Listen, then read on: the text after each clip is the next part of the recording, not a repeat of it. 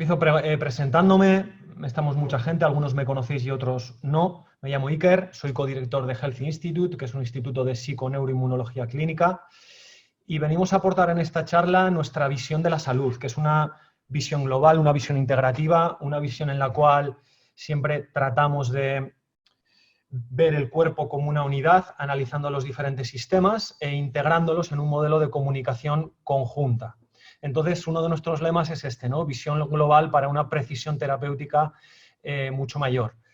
Entiendo que una parte importante de quienes estamos aquí somos profesionales sanitarios, otros quizás no, pero sí interesados en la salud, y sabemos que el cuerpo pues funciona como un todo y que lo que la visión alopática ha ido desmembrando de una manera necesaria para generar especialidades nos ha hecho perder lo que es la visión global, la visión holística del cuerpo y cómo van interactuando los diferentes sistemas. Entonces la PNI, la psiconeuroinmunología clínica, nos aporta eso, esa visión integrada, esa visión global para conseguir ser mucho más precisos en nuestras intervenciones terapéuticas, que al final es lo que quieren los pacientes que llegan a nuestras consultas.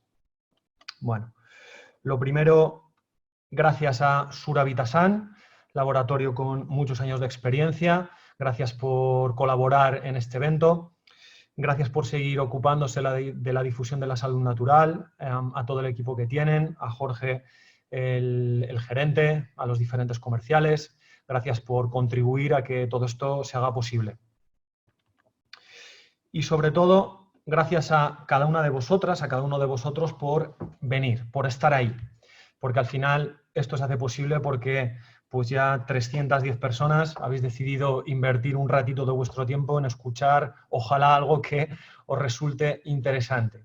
De igual manera, todos los que componemos el equipo Healthy y los que componen el equipo de Suravita-san queremos en estos momentos de incertidumbre, en estos momentos que pueden llevarnos a la ansiedad de vez en cuando, ¿verdad? Que es la temática de este seminario, pues queremos mandaros un abrazo muy fuerte, mandaros mucha energía. Recordar que, como dice la filosofía budista, todo es transitorio, que el COVID también es transitorio y que lo que sí es interesante es decidir qué hacemos con todo este tiempo que nos está brindando el confinamiento. ¿En qué lo utilizamos?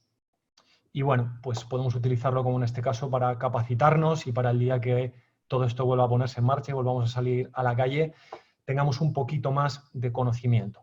De eso se trata entonces.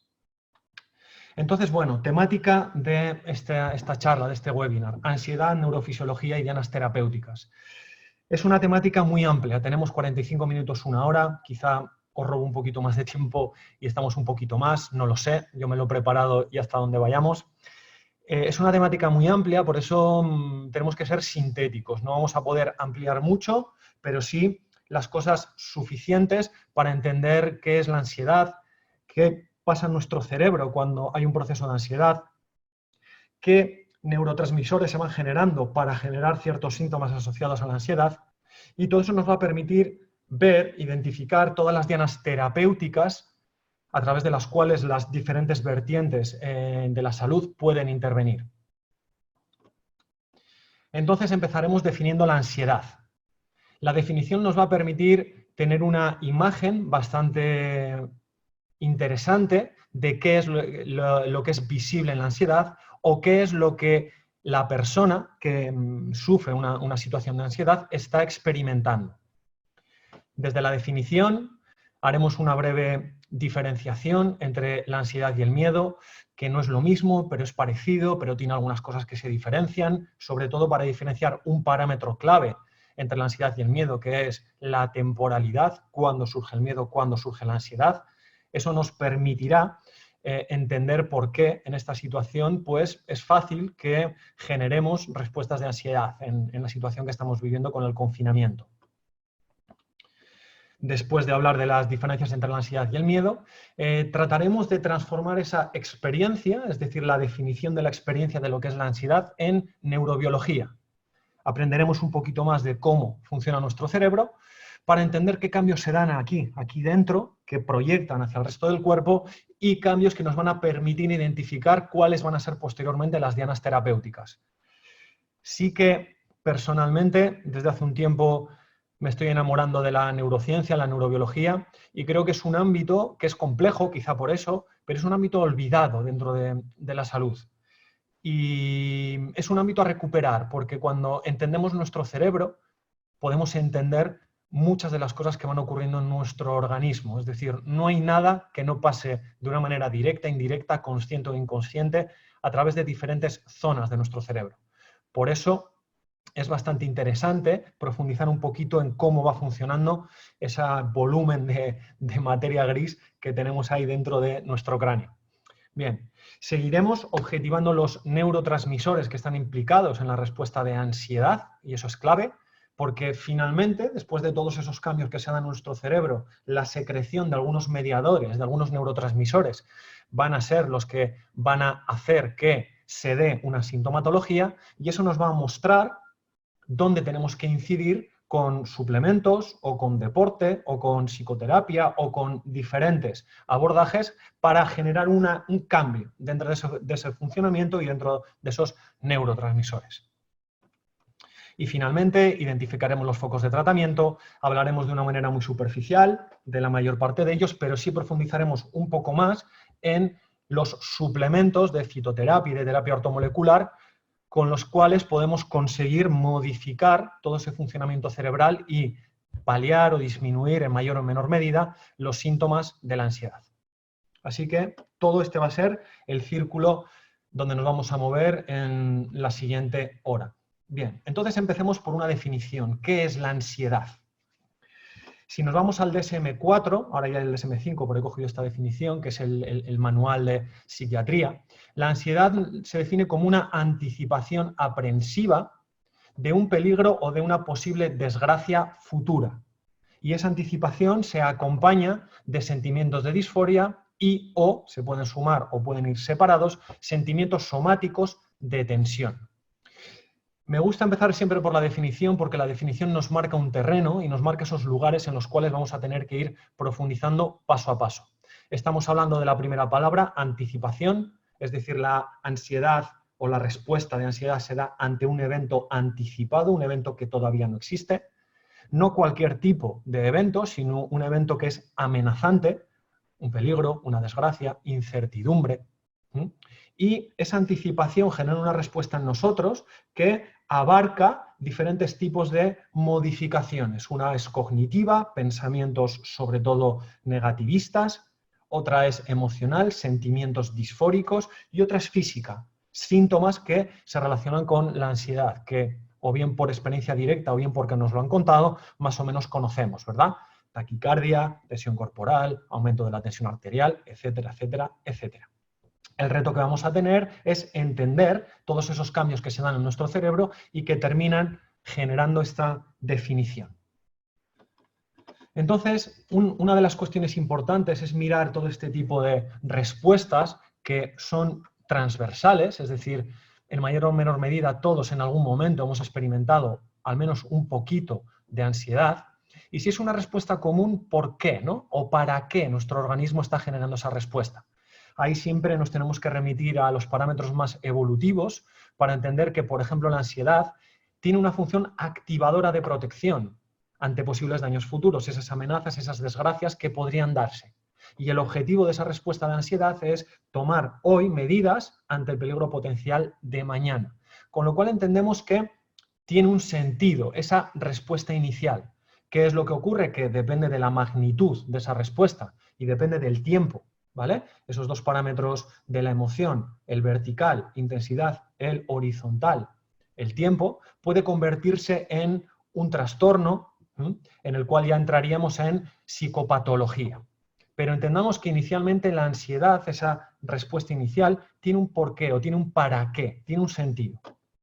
Bien, entonces decíamos antes que va a tener diferentes componentes. Componentes cognitivos como pensamientos sobre todo catastrofistas, componentes atencionales. Nuestra atención se ve muy captada por los estímulos generadores de ansiedad. Componentes fisiológicos en los cuales mi cuerpo va a empezar a modificar diferentes parámetros, en teoría, para tener esa respuesta de protección. Y componentes conductuales a veces. Y ahí es donde, en ocasiones, nos cuesta convivir con la ansiedad, porque si la ansiedad se da ante una situación futura, anticipatoria, es muy difícil tener una conducta hoy ante algo que todavía no ha ocurrido. Y ahí es donde tenemos que empezar a convivir y gestionar esa manifestación sintomática que ha producido la respuesta de ansiedad. Bien, entonces decimos, ¿cuándo se puede convertir en una patología o en un síndrome?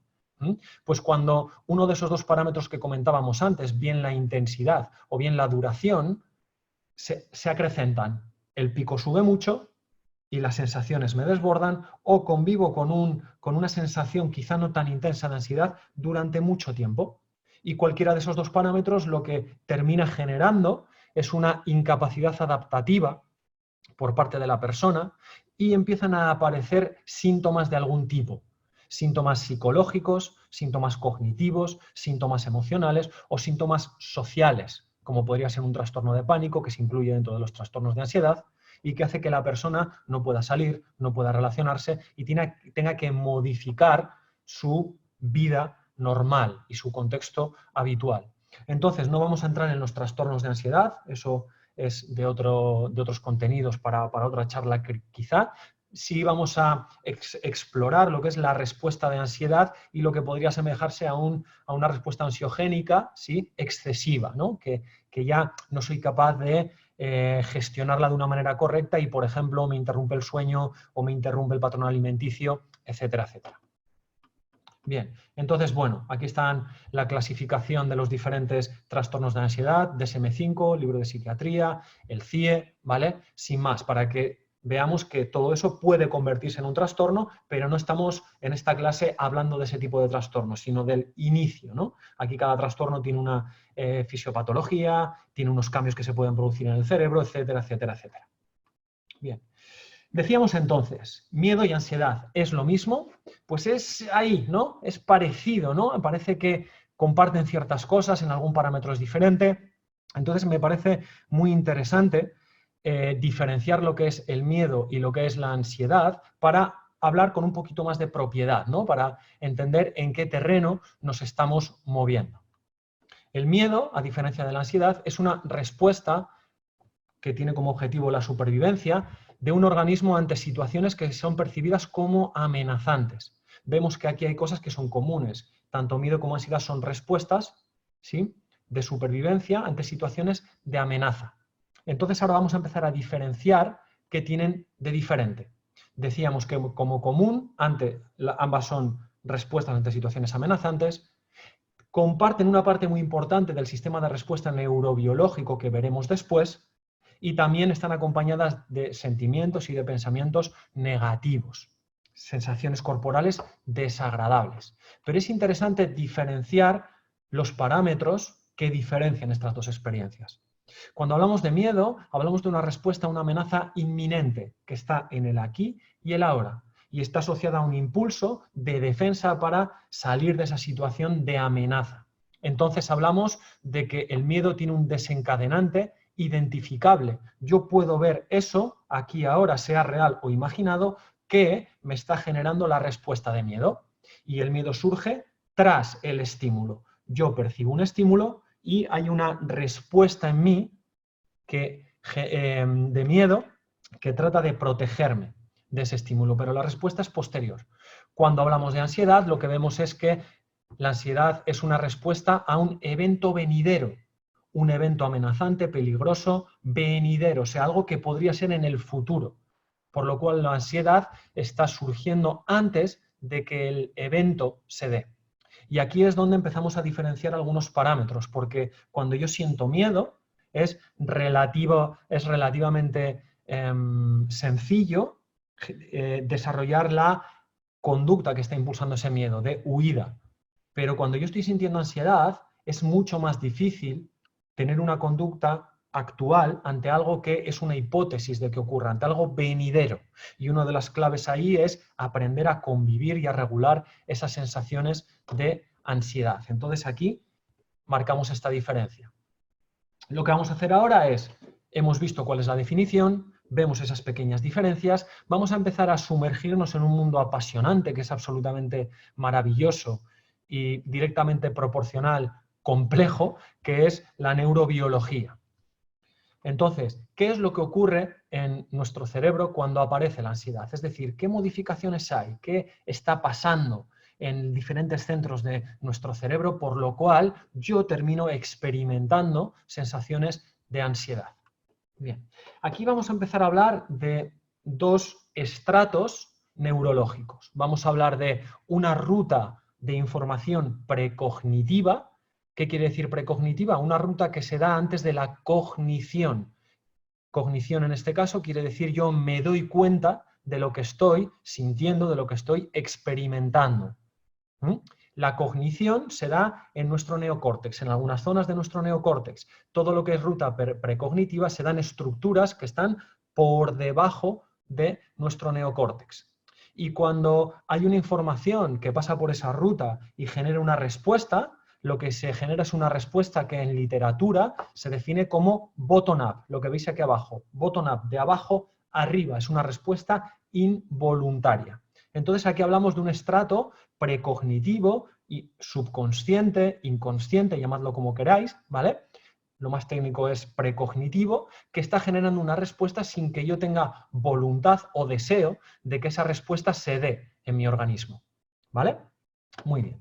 Entonces, hay un estímulo real, estímulo imaginado, yo percibo ese estímulo, algo que está en mi realidad, como puede ser algo que puede generar miedo, una serpiente, un depredador, ¿vale?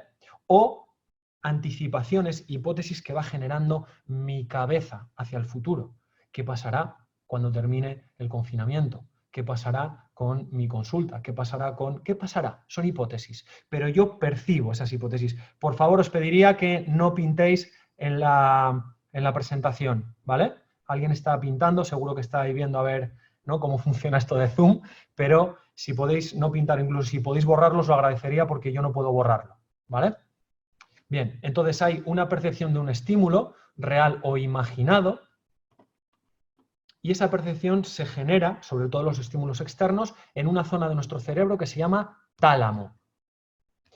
Los nombres dan igual, pero sí os los nombro para que os vayan sonando un poco. El tálamo es como el hall de nuestro cerebro. La información sensorial, excepto la del olfato, que va directo hacia el córtex entorrinal y a la amígdala, pasa por el tálamo.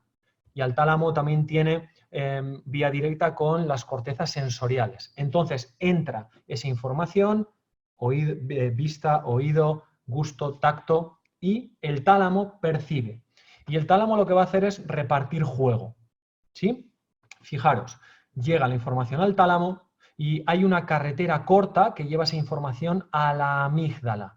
Y la amígdala va a ser clave en todo este proceso. Amígdala, acordaros que no hablamos de las de aquí, sino hablamos de esas dos amígdalas que están a nivel cerebral. La amígdala es como el guardián inicial de nuestro cerebro. Es con un sensor de situaciones que son relevantes, bien porque son amenazantes o bien porque son motivadoras para la persona. Y aquí estamos hablando también de una ruta larga, una ruta a través de la cual el tálamo lleva la información al córtex sensorial, donde yo ya me doy cuenta de ese estímulo que está ocurriendo. Entonces, si hiciésemos aquí una división, todo lo que está por debajo de ese córtex es precognitivo y todo lo que está por encima es ya cognitivo. Bien, aquí vamos a hablar de velocidades y esto es muy importante. Se calcula que se tarda en llegar la información desde el tálamo a la amígdala unos 100 milisegundos, lo cual es absolutamente nada, muy poquito tiempo. Y cuando esa información llega a la amígdala responde. Y la amígdala puede responder de dos maneras muy básicas. Por favor, repito, no pintéis en la presentación, por favor. ¿Vale? Entonces, la amígdala responde en esos 100 milisegundos. Y la amígdala genera una respuesta emocional que está asociada a me gusta o no me gusta, muy relacionada con el miedo. Y cuando se da esa respuesta emocional, la amígdala también manda la información de cómo ha respondido su respuesta al córtex. Es decir, le está diciendo al córtex, estoy sintiendo esta emoción. Y eso tarda unos 80 milisegundos. ¿Qué es lo que tenemos? Que la ruta larga del tálamo hasta el córtex, fijaros, tarda 250 milisegundos.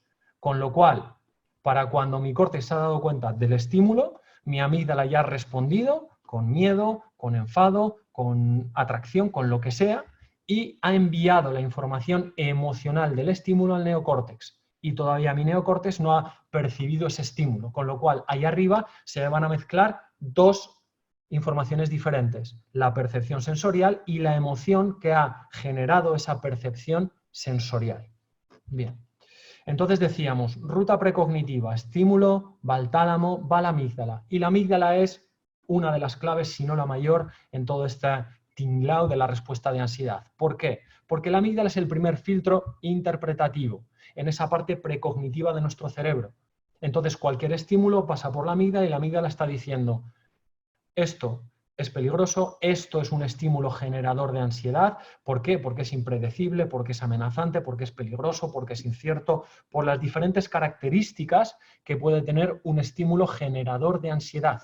Y la amígdala entonces, ¡puf!, dispara, se activa y eso genera una respuesta que vamos a ver ahora. Entonces, como decía Ledoux, uno de los grandes investigadores de la neurobiología, de las emociones, etcétera, etcétera, posiblemente la amígdala no nos va a dar mucha información de las características concretas y profundas del estímulo. Pero sí, la amígdala lo que está diciendo es que tu sistema perceptivo ha percibido un estímulo que para ti es relevante.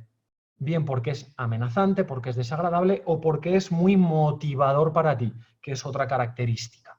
Entonces, eso es lo que ocurre cuando se activa la amígdala.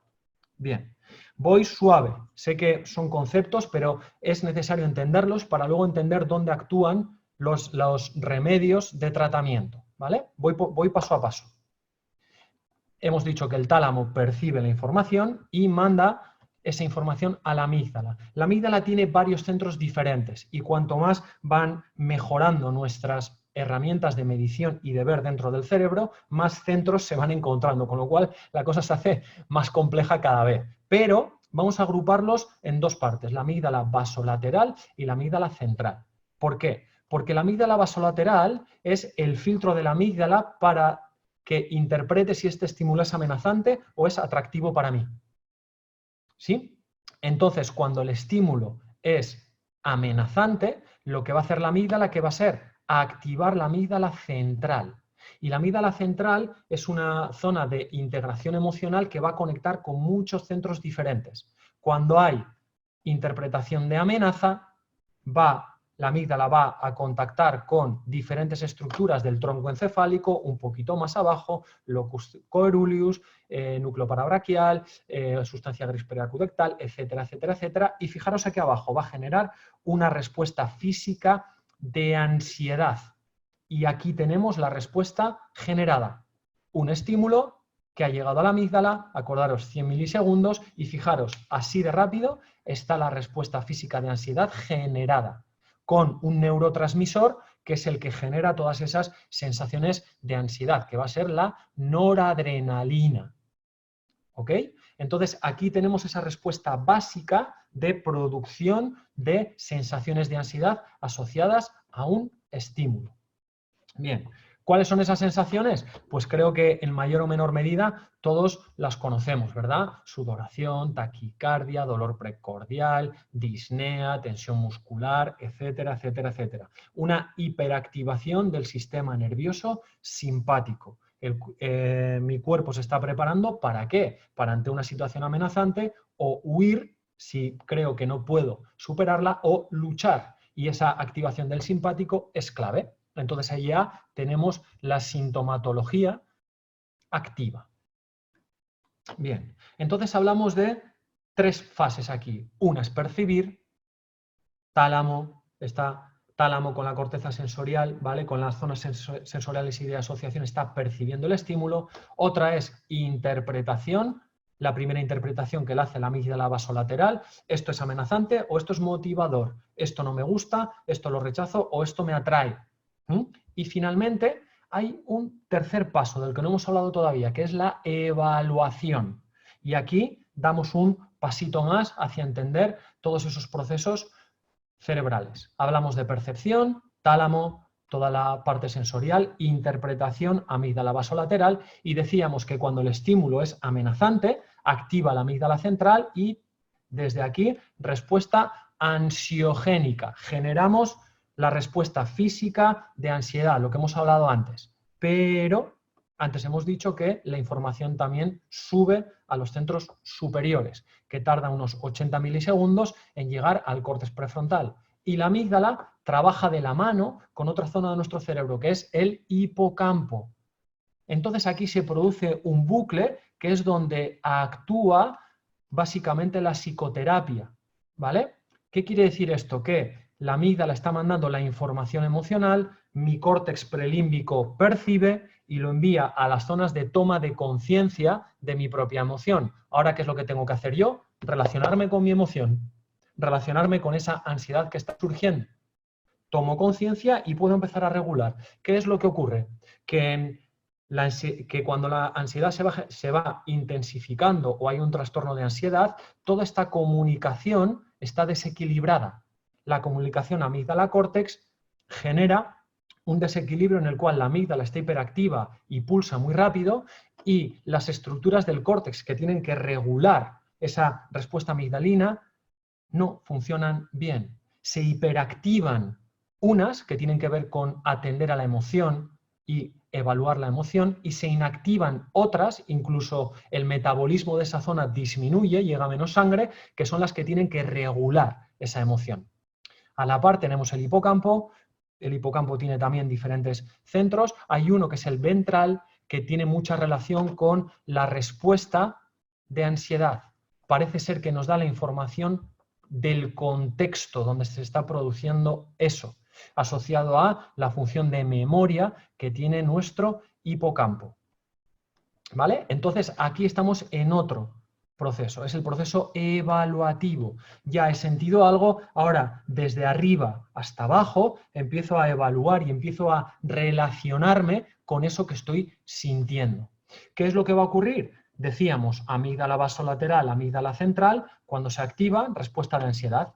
Pues que depende de cómo esté yo aquí, en mi parte cognitiva ya más racional, más consciente de las estrategias que tenga, la respuesta del córtex puede ser o inhibitoria, es decir, disminuir la respuesta de ansiedad, o todo lo contrario, puede aumentar la respuesta de ansiedad, porque lo percibo, lo evalúo como incontrolable, que es una de las cuestiones que ocurren, ¿no? No puedo controlar esto que estoy sintiendo, porque empiezan pensamientos negativistas que no puedo controlar, porque no sé disociar mi atención del proceso de ansiedad.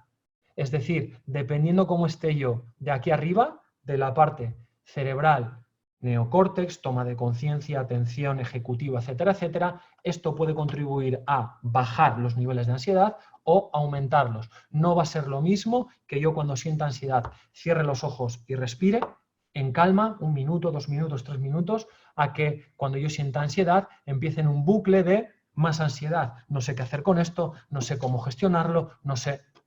¿Vale? Entonces, dependiendo de esa parte, va a aumentar o va a disminuir. Bien, y aquí hablamos de esa ruta larga cognitiva. La información ha llegado al tálamo, pero aquí llega a los centros superiores y esos centros superiores, como decimos, pueden regular la amígdala o acrecentar la actividad de la amígdala, depende de cómo responda. Esta es la ruta larga cognitiva. Aquí ya me doy cuenta, percibo, me hago consciente de lo que estoy experimentando en mi cuerpo, en mi mente, en mis sensaciones, en mi sentimiento. Y cuando yo me hago consciente, abro la puerta a poder regular de arriba abajo, como vemos aquí, top down, consciente y voluntario, la sensación que ha surgido de abajo arriba, desde la parte bottom, abajo, hacia arriba. ¿Vale? Y así puedo regular la respuesta. Entonces, es interesante ver esos cambios que se van produciendo en diferentes zonas cerebrales cuando la ansiedad se convierte en desadaptativa. ¿Qué es lo que vemos? Que, como decíamos antes, en la ansiedad desadaptativa, las zonas de nuestro córtex prefrontal, que están más orientadas a regular nuestra emoción, están en una situación de desequilibrio, en hipofunción, es decir, se activan menos y con menos intensidad, y en hipometabolismo. Y esto es real, es decir, llega menos sangre a esas zonas. Es muy interesante, porque el cerebro está modificando su metabolismo hacia unas zonas. Entonces, esto es interesante saberlo, porque hay que potenciar esa zona para recuperar la capacidad regulatoria. Y sin embargo, otras zonas del córtex prefrontal que tienen que ver más con la monitorización, es decir, atender a la emoción y centrarme en evaluarla, en empezar a juzgar la emoción que estoy sintiendo, se hiperactivan. Entonces empiezo a tener un desequilibrio en mi cerebro que cuanto más se produzca, más reduce mi capacidad de gestionar mi emoción y más aumenta la intensidad de la respuesta de ansiedad. Bien, entonces hemos visto el nombre, la definición, lo hemos diferenciado de la respuesta del miedo, hemos visto toda la parte de neurobiología, viéndola ahí en diferentes centros, y ahora vamos a hablar de neurotransmisores, que esta es la clave. ¿Por qué? Porque al final los neurotransmisores que se van generando son los que terminan activando o desactivando diferentes zonas de nuestro cuerpo. Entonces, al final, la clave son los neurotransmisores. La mayor parte de la farmacología alopática y también cuando nosotros intervenimos con fitoterapia, ¿qué es lo que estamos tratando de hacer? Modificar el funcionamiento de los neurotransmisores. Por eso es, yo diría que necesario conocerlos. Entonces tenemos, ¿vale? Repetimos todo ese tálamo, la amígdala basolateral percibe, activa la amígdala central, respuesta de ansiedad. ¿Cuál es el neurotransmisor por excelencia de la respuesta de ansiedad? La noradrenalina. Neurotransmisor clave, es el que activa el simpático y empieza a generar toda esa taquicardia, elevación de la tensión arterial, tensión muscular, dolor precordial, depende de la intensidad y de los receptores, de cómo y cuánto se activen, más sintomatología. Entonces tenemos la noradrenalina como neurotransmisor principal, pero tenemos más. Tenemos, por ejemplo, la serotonina. El papel de la serotonina en la ansiedad está menos claro. Pero sí sabemos que cuando se producen un desequilibrio en los niveles de serotonina o alteraciones genéticas en algunas zonas de nuestro cerebro que tienen receptores de serotonina, como el córtex prefrontal, como el locus coeruleus, como la amígdala, etcétera, etcétera, ese desequilibrio bien de los niveles de serotonina o de los receptores puede generar respuesta de ansiedad. Por eso hay intervenciones con antidepresivos, que son reguladores de la serotonina por diferentes vías, que a largo plazo pueden generar la respuesta de ansiedad cuando es ese neurotransmisor el que está más presente en la sintomatología. También tenemos otro neurotransmisor que es dopamina, y la dopamina se ha visto que tiene que ver con la ansiedad social. Entonces es un poquito más secundario, pero también está ahí.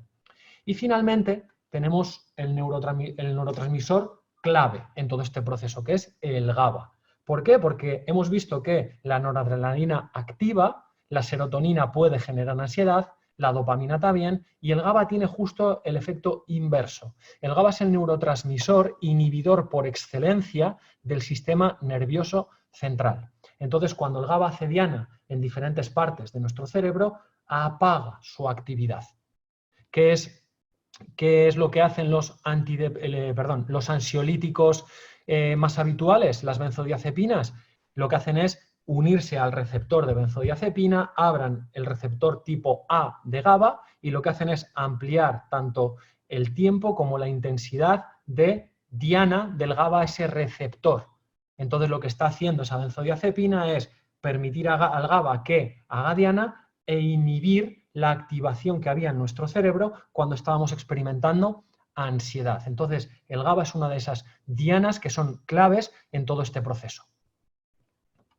Vale, muy bien, pues hemos ido pasito a pasito, hemos visto la definición, hemos visto luego la neurobiología, qué partes de nuestro cerebro modifican su actividad para generar una respuesta de ansiedad, y hemos visto al final los que son ya los más responsables, que son los neurotransmisores, de generar sintomatología.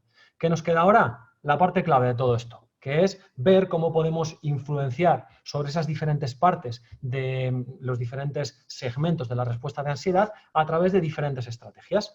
Entonces, como siempre, si algo nos ofrece la perspectiva de la psiconeuroinmunología clínica, es la perspectiva global, integrativa.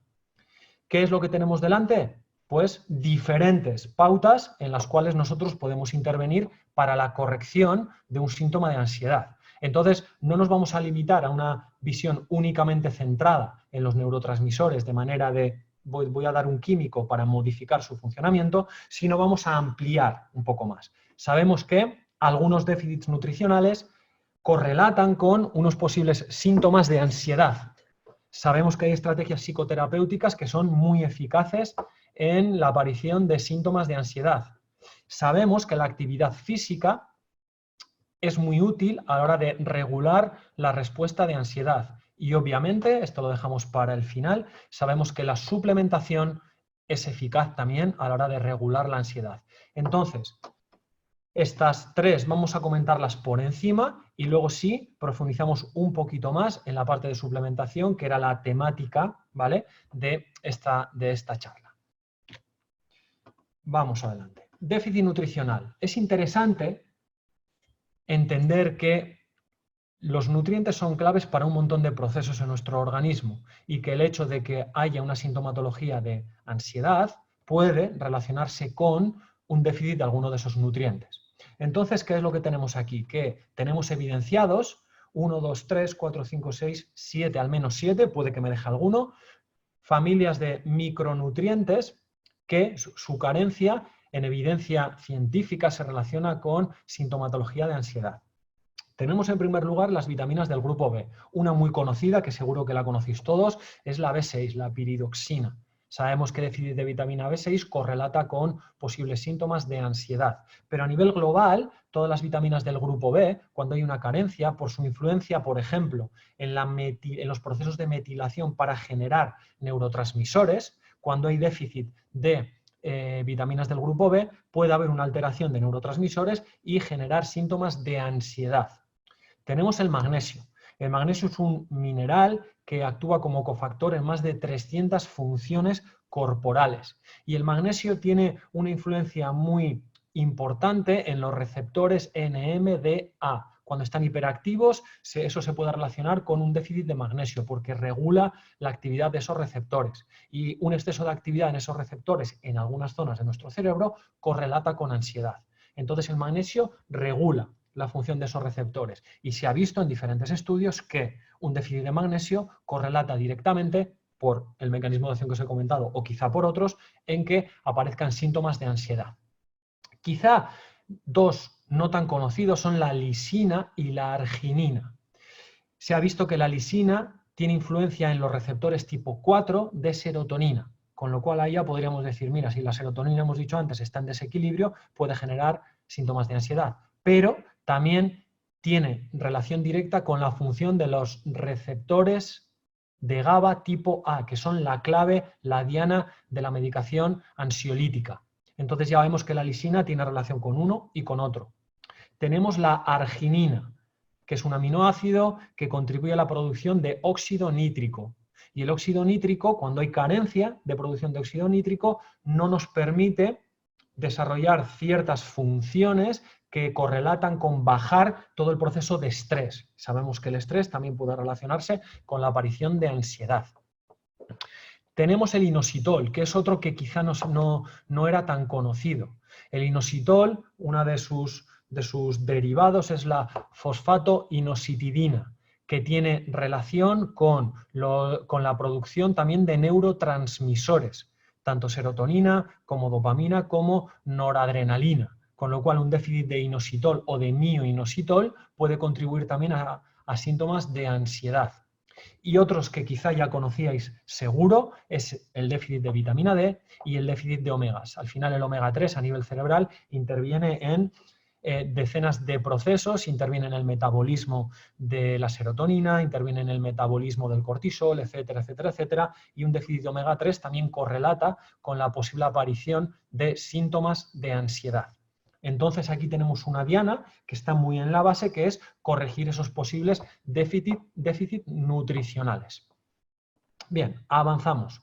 Actividad física, clave, ¿vale? Y ahora pues estamos un poquito restringidos, ¿verdad? El que tenga suerte y tenga un balcón o tenga una cinta de correr o una bicicleta estática en casa, pues bueno, pues puede hacer algo. Pero sí que estamos viendo que el nivel de actividad física al estar confinados pues se va reduciendo.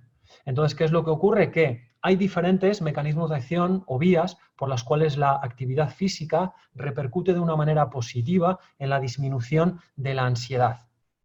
Una es la atención. Cuando estoy haciendo deporte, normalmente quito la atención de todas esas anticipaciones negativistas o de mis propias sensaciones físicas relacionadas con la ansiedad.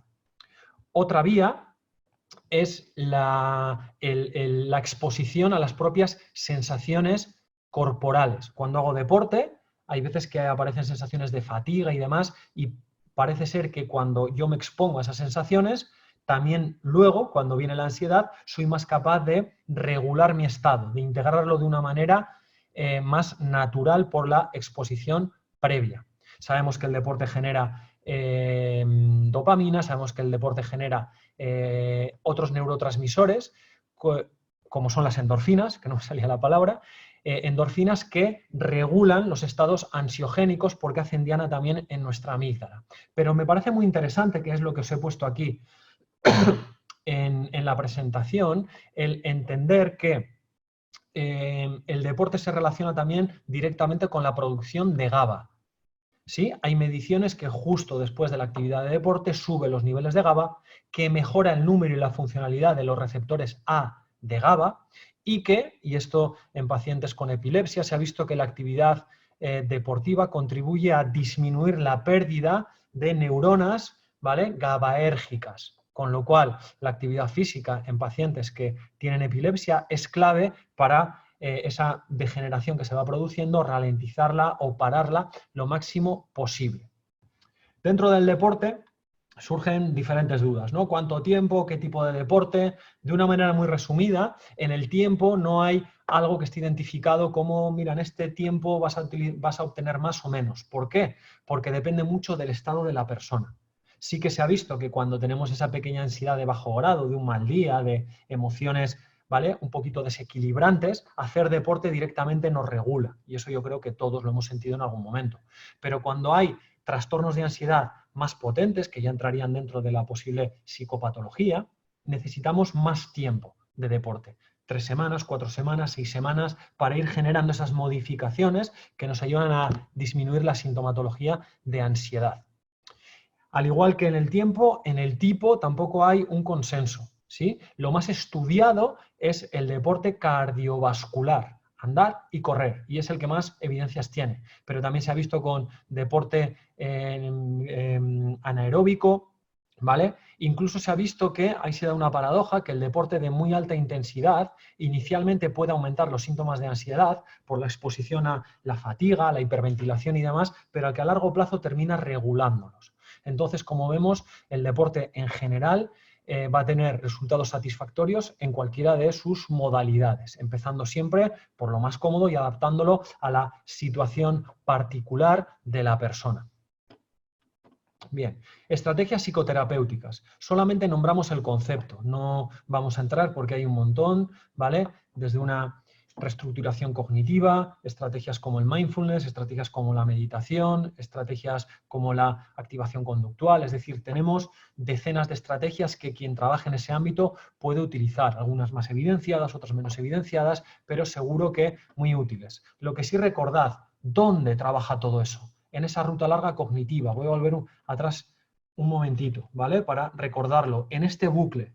Este bucle es clave, por eso he invertido un poquito de tiempo en explicarlo, ¿sí? Ese bucle en el cual la información llega a mi parte consciente, yo me doy cuenta y yo actúo, es clave, y ahí es donde todas las personas que trabajan con psicoterapia van a capacitarnos en ir aprendiendo a regular nuestro estado de ansiedad, bien cambiando la perspectiva, bien cultivando otro tipo de abordaje, otro tipo de juicio. Es decir, ahí, en ese bucle, es donde la psicoterapia, ¿vale?, o el mindfulness o la meditación o cualquier estrategia también de reeducación atencional nos va a ayudar, ¿vale? En esa parte top-down, la parte de tomo conciencia y regulo. Ahí lo que estamos haciendo es mejorar la actividad, el metabolismo y el grado de disparo de esas zonas que nos ayudan a regular esos procesos emocionales, esas partes de nuestro córtex prefrontal ventromedial, ¿vale?, córtex cingulado anterior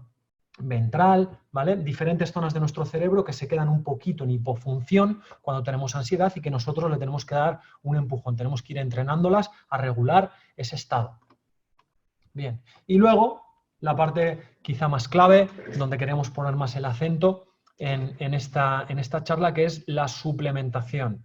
que tenemos en nuestras manos con la medicina, los tipos de medicamentos, ¿no?, que utilizamos nosotros, que es la fitoterapia y la terapia ortomolecular, que es lo que tenemos en nuestra mano para poder trabajar con esos síntomas de ansiedad. Aquí no tenemos tiempo para hablar de todos los suplementos, son muchos, ¿sí? Eso daría para un webinar solo hablando de suplementos. Sí, lo que vamos a hacer nuevamente es marcar los mecanismos de acción a través de los cuales funcionan los diferentes suplementos, porque eso es lo que nos permite elegir de una manera más eficaz. Y dentro de cada mecanismo de acción nombraremos uno o un par de ellos. Entonces, a nivel de medicina alopática, ¿qué es lo que tenemos? Tenemos las benzodiazepinas, que son el remedio estrella que se utiliza en la farmacología alopática, ¿vale? Lorazepam, clonazepam, alprazolam, diazepam, etcétera, etcétera, etcétera. Estos, recordad dónde actúan, sobre el receptor de GABA, ¿vale? Lo que tratan de hacer es aumentar el tiempo y la acción del GABA sobre su receptor. ¿Qué tenemos también? Beta bloqueantes. ¿Dónde van los beta bloqueantes? A inhibir la acción de la noradrenalina en el receptor beta, que es el receptor encargado de generar esa sensación más de ansiedad. Y luego tenemos otros, como la buspirona, que regula la función de la serotonina, de la dopamina, u otros antidepresivos, bien sean tricíclicos, inhibidores de las monoaminoxidasas, inhibidores selectivos de la recaptación de la serotonina, lo que sea. Tenemos esas vías. Vale. ¿Qué tenemos nosotros? Pues dentro de los mecanismos de acción más evidenciados tenemos algunos suplementos que van a ir a la ruta del GABA. Ahí tenemos que la valeriana, la magnolia, ¿vale?, la tila, tenemos el aceite esencial de lavanda, tenemos diferentes que van por esa ruta GABAérgica. Tenemos otros que elevan los niveles de acetilcolina. No lo hemos nombrado, pero la acetilcolina es el neurotransmisor del parasimpático. Entonces, cuando nosotros conseguimos activar un poquito más el parasimpático empieza a regular esa actividad simpaticotónica generada por la respuesta de ansiedad, ¿vale? Entonces, aquí tenemos pues 3 que son estrella. Tenemos la Bacopa moniera, tenemos el Ginkgo biloba, ¿vale? Y tenemos, por ejemplo, la Eupercia serrata, que son inhibidores de la acetilcolinesterasa, o la Salvia officinalis. Tenemos varios ahí. ¿Qué más vías tenemos? Regulación de los niveles de serotonina, un poco lo que hacen los antidepresivos. Entonces aquí tenemos diferentes plantas que tienen un efecto sobre las vías de serotonina por diferentes vías. Quizá el más famoso es el Hipericum, la hierba de San Juan, pero tenemos otros como el azafrán, por ejemplo, o la rodiola, o el same. Hay otros que también por otras vías regulan los niveles de serotonina. ¿Tenemos algo más? Sí, la estimulación de los receptores de endocannabinoide, ¿vale? ¿Quién no ha probado en algún momento un poco de cannabis para bajar la sensación de ansiedad? Problema del cannabis, el THC, que a veces, como es una sustancia psicoactiva, hay gente que le puede aumentar la sintomatología por esos pensamientos o sensaciones que se pueden generar. Aquí no hablaríamos del cannabis como tal, sino de un extracto, el CBD, el cannabidiol, que tiene que ser, para permitirse la venta, muy bajito en THC, menos de un 1%. Y también lo tenemos como remedios con efecto ansiolítico. Y finalmente, probióticos. Es decir, ya vamos identificando en ese eje intestino-cerebro diferentes cepas que tienen efecto sobre los ejes que generan ansiedad. Entonces tenemos identificadas 4 cepas que nombraremos luego, que también tienen efecto ansiolítico. Vale, entonces ahora vamos a ver en cada uno de estos mecanismos de acción con qué contamos. Potenciar el efecto inhibitorio del GABA. Aquí, ¿qué es lo que podríamos hablar? De dar GABA directamente. Aquí las evidencias son un poco contradictorias. Hay gente que le va muy bien y en los estudios hay estudios que en la ansiedad en concreto como monoterapia pues no funciona tan bien. Sí que mejora el sueño, ¿vale? Pero hay un poquito de controversia. Entonces, ¿qué es lo que podemos hacer? Dar GABA en dosis de entre 100 miligramos y hay dosis más altas, 2 gramos, 3, 4, 5, para elevar los niveles de GABA a nivel del sistema nervioso central, y podemos combinarlo con otro suplemento que lo que hace es actuar sobre el receptor de GABA. Es decir, mantener un poquito más de tiempo abierto y ahora que tenemos más GABA, venga leña. Actuamos sobre ese receptor para generar ese efecto inhibitorio. Aquí Suravitasan tiene uno muy interesante que es GABA más vitamina B6. Acordaros que el déficit de la vitamina B6 podía generar sensación o respuesta de ansiedad. El GABA, esto es muy importante y nunca nos cansaremos desde nuestra escuela de formación de insistir. Natural no significa inocuo. Siempre tenemos que tener en cuenta que un remedio, en este caso el GABA no es una planta, ¿vale? Pero un remedio es bioquímica y que puede tener interacción con otros fármacos. En este caso el GABA no tiene interacción, ¿vale? Entonces es un remedio bastante seguro. Incluso no interactúa con las benzodiazepinas, porque lo que haces es elevar los niveles de GABA, no actuar sobre el receptor, ¿vale? Bien. ¿Qué tenemos? Este es un remedio que a mí me parece muy interesante. Es aceite esencial de lavanda. Funciona también por la vía GABAérgica, regulando la función de los receptores y de los niveles de GABA. Su principio activo son los valepotriatos, ¿sí? Y hay estudios que son muy interesantes que con dosis bajas de 80 miligramos, el producto lavanda estrés lleva esos 80 miligramos, tienen un efecto ansiolítico muy interesante. Aquí os dejo una referencia, dos referencias en las cuales en estudios comparativos el aceite esencial de lavanda tiene un efecto ansiolítico similar a dosis bajas de paroxetina y de lorazepam. Entonces es un remedio que además en general no tiene efectos secundarios y que es un remedio bastante asequible a nivel económico y con unos efectos muy interesantes. Y esto sí que es algo que quizá no era tan conocido, ¿vale? Acordaros, 80 miligramos, 1 o 2 cápsulas. En el aceite esencial de lavanda no hemos encontrado interacciones con fármacos, pero sí que, acordaros, embarazo y lactancia, esto es química y no tenemos en general estudios de muchos de los remedios que nos digan, oye, esto es seguro en el embarazo, se ha hecho un estudio con embarazadas a ver qué pasa, eso es imposible, ¿vale? Entonces, hay algunos remedios que sabemos directamente que porque intervienen en las rutas hormonales o porque intervienen en el tono uterino o porque se ha visto que generan malformaciones en animales, están directamente contraindicados. Hay otros que no tenemos suficiente información. ¿Y qué es lo que ocurre? Como no tenemos suficiente información, no juguemos con fuego. Embarazadas, niños, hay que ser lo más precavidos posibles. Entonces, siempre cuidado con todo eso. Cuando no hay un estudio exacto que nos dice que sí se puede utilizar en el embarazo, por favor, lo evitamos. Bien.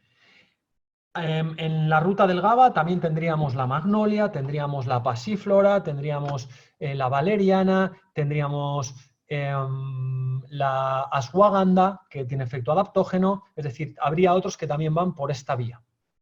Aumentar la acetilcolina. Aquí, ¿qué es lo que tenemos? Tenemos 3 remedios que para mí son estrella. Uno es la bacopa moniera, otro es la salvia officinalis y otro es el ginkgo biloba. Entonces, ginkgo biloba seguro que lo habéis utilizado para otras cosas, es nootrópico porque mejora la función cerebral, es vasodilatador, hay quien lo usa en el vértigo, ¿vale? Tiene bastantes indicaciones muy interesantes, pero acordaros que uno de los efectos que tiene es inhibir la acetilcolinesterasa. La acetilcolinesterasa es la enzima que degrada la acetilcolina.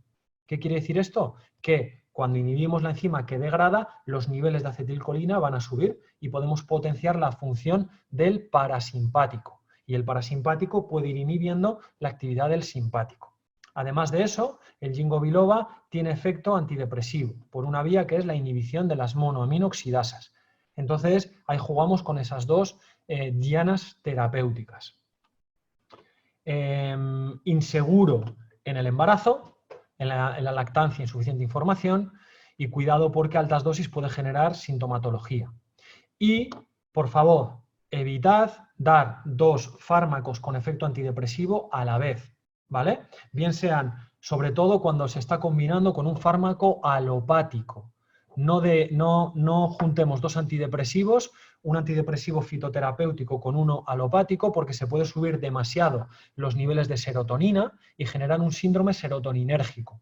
Y eso es bastante peor que los síntomas depresivos. Entonces, fijaros aquí, siempre todos los remedios de fitoterapia que tienen efecto antidepresivo están completamente contraindicados con la toma de antidepresivos. Acordaros, ¿vale? Entonces el ginkgo biloba estaría contraindicado.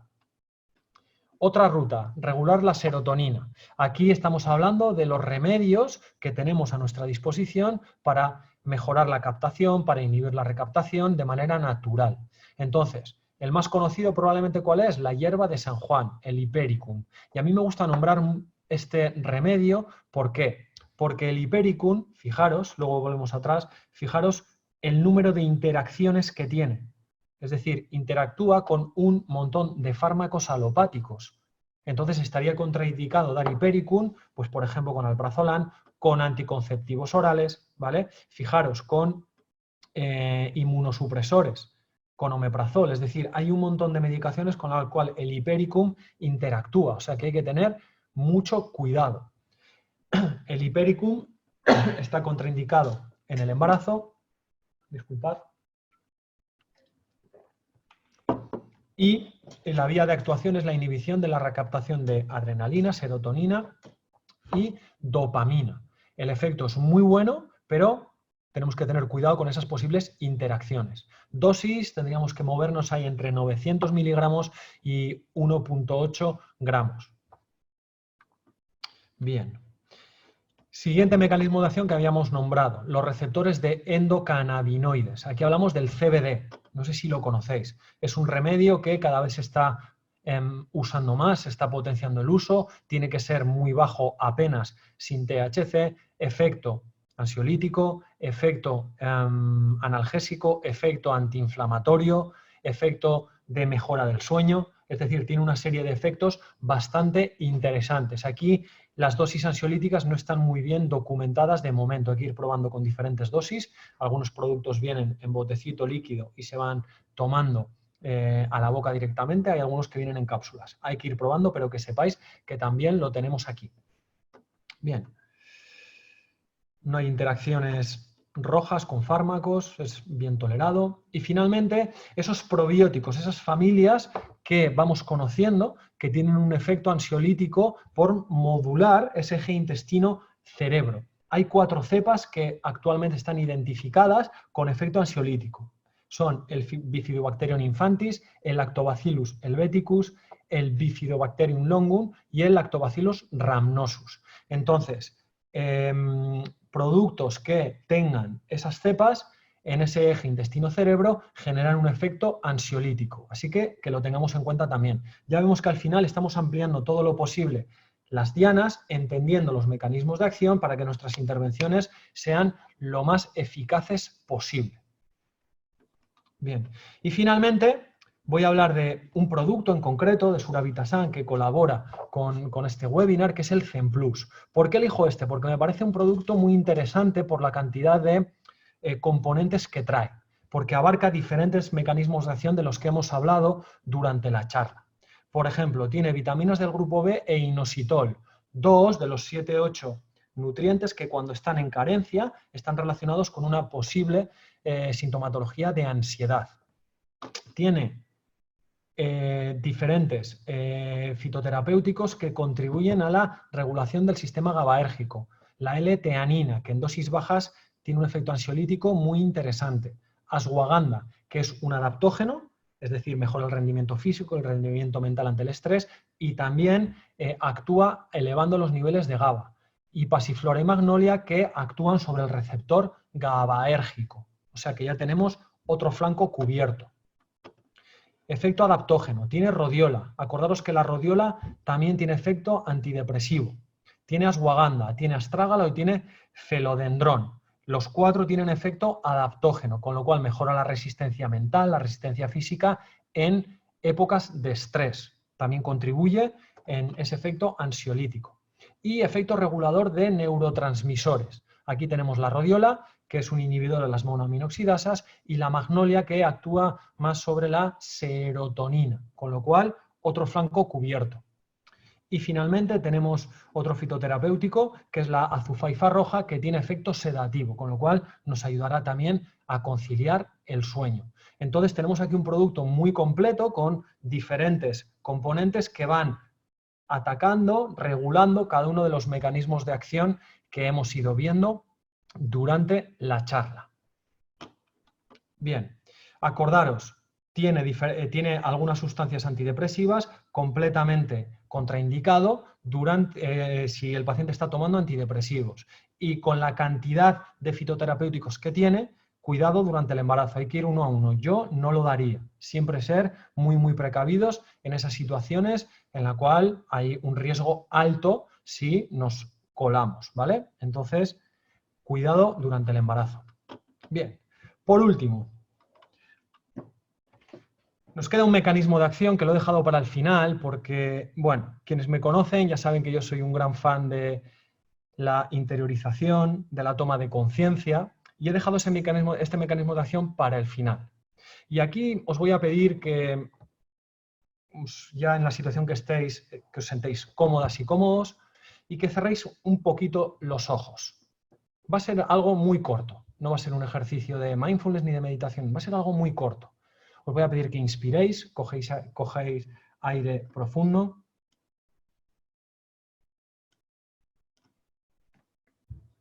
Que echéis y que vayáis contactando poco a poco con ese ritmo respiratorio.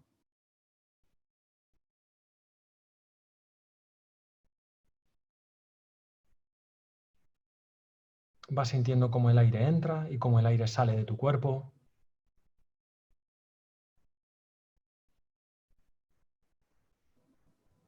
Tomando conciencia de que aquí y ahora, en este momento, estás respirando. Y ahora voy a pedirte solamente que te acuerdes de tus seres queridos y que los sientas cerca. Que puedas sentir que tu mejor amigo, tu hermana, tu hermano, tu pareja, esos seres queridos están cerca de ti, que los sientes cerca. Incluso puedes sentir un abrazo fraternal, cercano, de una de esas personas. Y simplemente permítete sentir qué pasa en ti, en tu organismo, cuando sientes esa cercanía, cuando te sientes arropado.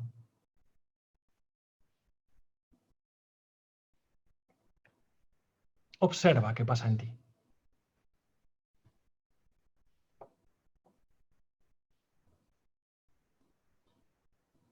Porque eso también tiene que ver con tu cerebro. Eso tiene que ver con una respuesta que se produce a nivel cerebral, generando una sustancia que también ayuda a bajar los niveles de ansiedad. Permítete sentirlo un poco más, cercanía, tu clan, tu gente.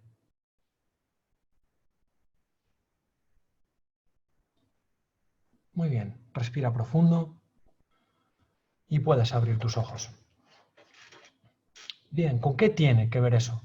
Eso tiene que ver con otra sustancia que se produce en nuestro cerebro y que es la oxitocina. La oxitocina. Y curiosamente la oxitocina también tiene un efecto ansiolítico muy potente. Disminuye, atenúa la acción, el disparo de la amígdala. Por lo tanto, necesitamos oxitocina. En este tiempo en el cual estamos confinados, en este tiempo en el cual quizá no sentimos esa cercanía, tenemos que trabajarlo. Tenemos que acordarnos de que hay seres queridos en nuestro entorno, que hay seres que en la distancia nos acompañan. Tenemos que recordar esos abrazos, tenemos que recordar que hay gente que queremos y quien nos quiere, para sentirnos arropados por esa gente de nuestro entorno y que nuestro cerebro también genere esa secreción de oxitocina, que curiosamente también contribuye a bajar los efectos de esa ansiedad. Por eso, cuanto más arropados vayamos sintiéndonos en todo este proceso de confinamiento, mejor lo vamos a llevar, más vamos a ser capaces de regular esa posible ansiedad que va surgiendo en nosotros. Acordaros que somos seres de relación, somos seres de interacción y que es completamente necesario, aun en la distancia, sentir que tenemos a todas esas personas cerca. Bien, entonces acordaros, oxitocina, muy importante. No hay un suplemento para esto, lo siento, hay que ir generándola a través del contacto. Bien, entonces, bueno, antes de terminar, daros las gracias por todo, ¿vale? Hay una pregunta de Super 123, ¿sí?, que voy a responder. ¿Cómo saber cuál es el problema para saber cuál es el suplemento más adecuado? Síntomas. La mayor parte de los suplementos van por la vía de GABA, ¿vale? Pero hay que ir combinando. Y no te puedo dar un remedio sin ver un paciente, porque hay diferentes, ¿vale?, diferentes situaciones, diferentes pacientes ante los cuales tenemos que ir adaptando los remedios.